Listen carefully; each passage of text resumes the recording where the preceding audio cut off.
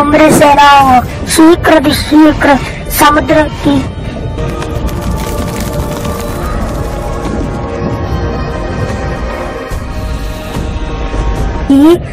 तुम्हें हमारी मदद करनी है। हमारी मतलब मेरी और इस करता हूँ और शीघ्र महाटायन की मदद करती हूँ और सेना मेरी मदद करेगी।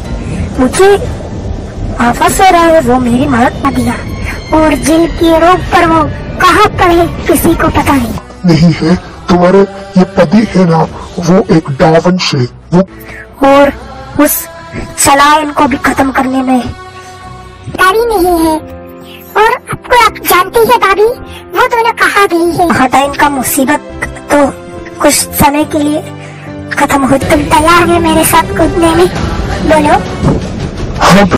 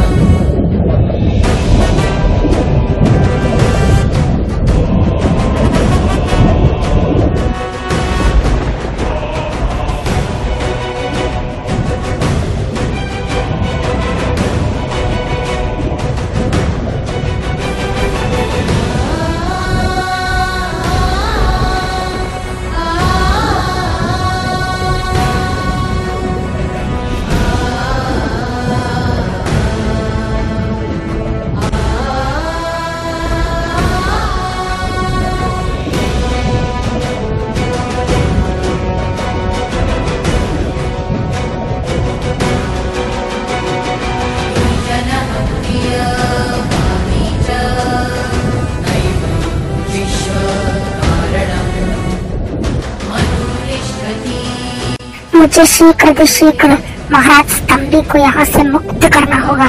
वही मेरी मदद कर सकती है इस समुद्र लोक को और पिताजी को बचाने के लिए।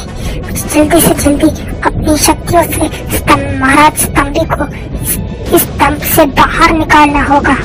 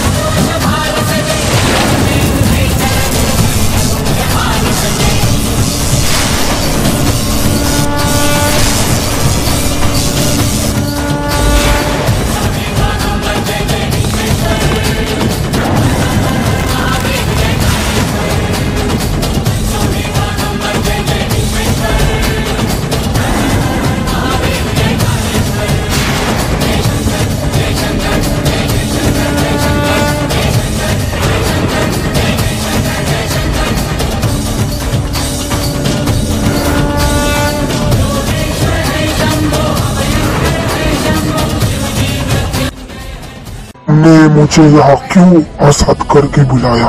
बताओ बेटी, इस समुद्र लोक पर ऐसा क्या हुआ तुमने मुझे बुलाया?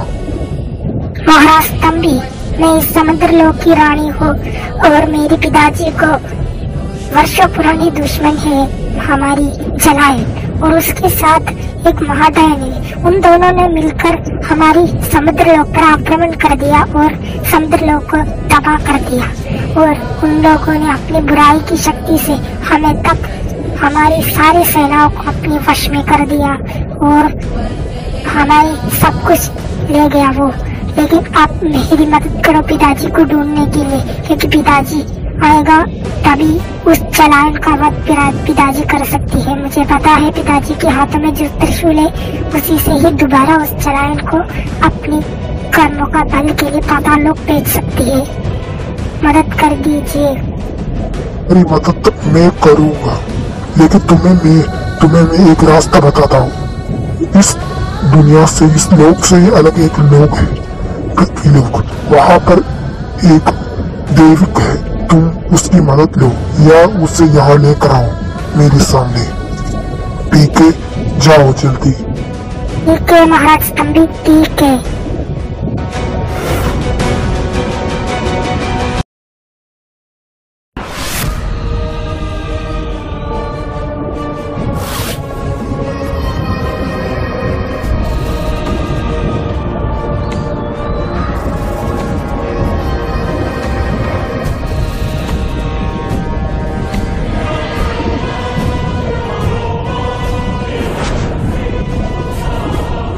भैया, ये तो इस समुद्रलोक का वो धूम्र सेना है। इसका मतलब चलायन और महाडयन ने हमें मारने के लिए हमारे पीछे लगवाया है। हमें इसे खत्म करना ही होगा। कह रहा है अंश, हमें खत्म करना ही होगा, लेकिन इसका अंत में अपनी देविक रूप पर ही कर सकती है, क्योंकि अपनी शक्ति से ही मैं इस सारी धूम्र सेनाओं को खत्म कर दूंगी। अब भैया जल्दी से जल्दी करो।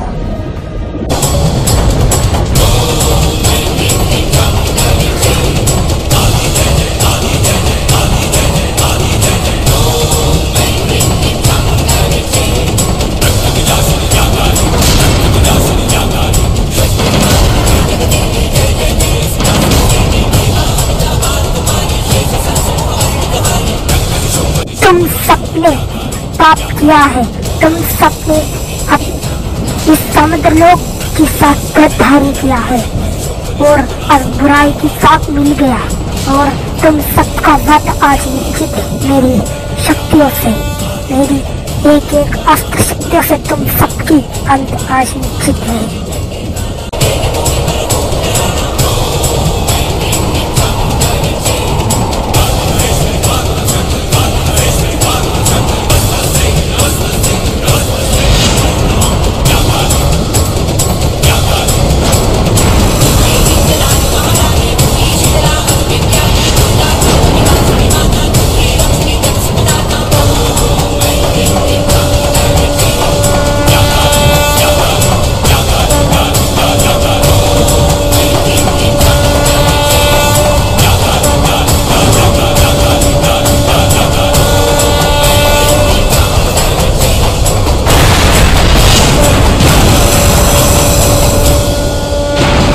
तुमने तो उस धूम्र सेना का अंत कर दिया, अब हमें आगे जाना ही होगा। आओ।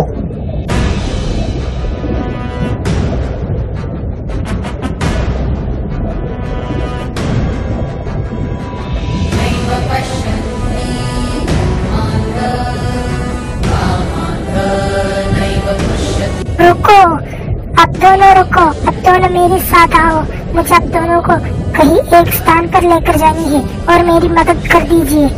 इस समुद्र लोक मुसीबत में है, मेरी मदद कर दीजिए। लेकिन आप कौन है बताइए? मैं इस समुद्र लोक की रानी हूँ। मैं इस समुद्र लोक की रानी और समुद्रायन की पुत्री हूँ और मेरी मदद कर दीजिए। मैंने समुद्र लोक की महाराज और भगवान स्तंभी को मुक्त कर दिया। स्तंभी के पास आपको लेकर जाना है, इसलिए हमारे साथ आइए, क्योंकि आप दोनों मेरी मदद कर दीजिए। उस समुद्र लोक को चलायन और महाडयन से मुक्त कर दीजिए।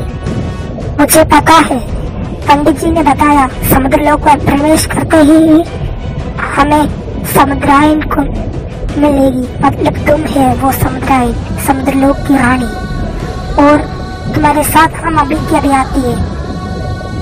उस महाराज स्तंभी से मिलने।